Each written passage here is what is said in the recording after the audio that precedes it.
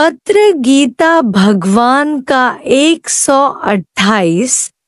भगवान को विद्वता प्यारी नहीं है, पर हृदय की शुद्धता और प्रेम प्यारा है। प्यार से अधिकार भी अच्छा लगता है, पर प्यार रहित वैदिक स्तुति भी अच्छी नहीं लगती। भगवान कृष्ण की द्वारिका में जब भट्ट लोग स्तुति और महिमा करते थे तो वो बोले, चाहे तुम कितनी भी मेरी महिमा करो। पर ब्रज की गालियों और तानों में जो रस है, उसका वर्णन शेष शारदा भी नहीं कर सकते।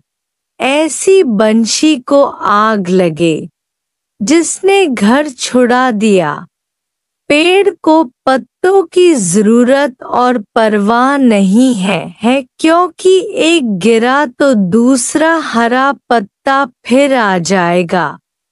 पर पत्ते अगर पेड़ से झड़कर गिर जाएं, तो सूख सड़ जाएंगे। इसी तरह भगवान के विराट स्वरूप से अगर अलग हो गए, तो परिच्छिन्न जीव अपने को छोटा समझेगा और सूख जाएगा, पर विराट स्वरूप से जुड़ा रहेगा कि मैं भी वही हूँ, तो सदा ही हरा रहेगा। अपनी हस्ती को अगर अलग समझते हैं और हद में रहते हैं, तो दुखी सुखी और खाली हो जाएंगे, पर गोविंद से जुड़े रहेंगे तो हरे भरे रहेंगे।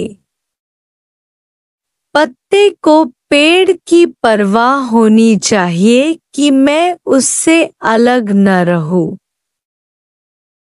पर पेड़ को पत्तों के अलग होने की परवाह नहीं है।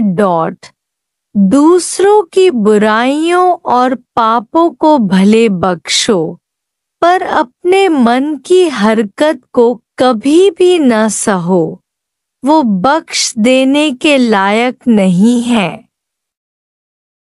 मन के ऐबों पर दया करने का मतलब है सांप को दूध पिलाना। गहना सुंदर होता है सुनार की कारीगरी से, उसमें औजारों का क्या काम। ऐसे ही इंद्रियों से अगर खराब कर्म करते हो तो दोष तुम्हारा है, न कि इंद्रियों का।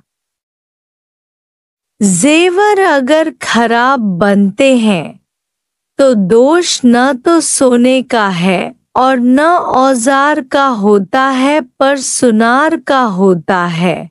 अर्धांग का रोग उसे कहते हैं जिसमें आधा अंग ठीक है, आधा खराब।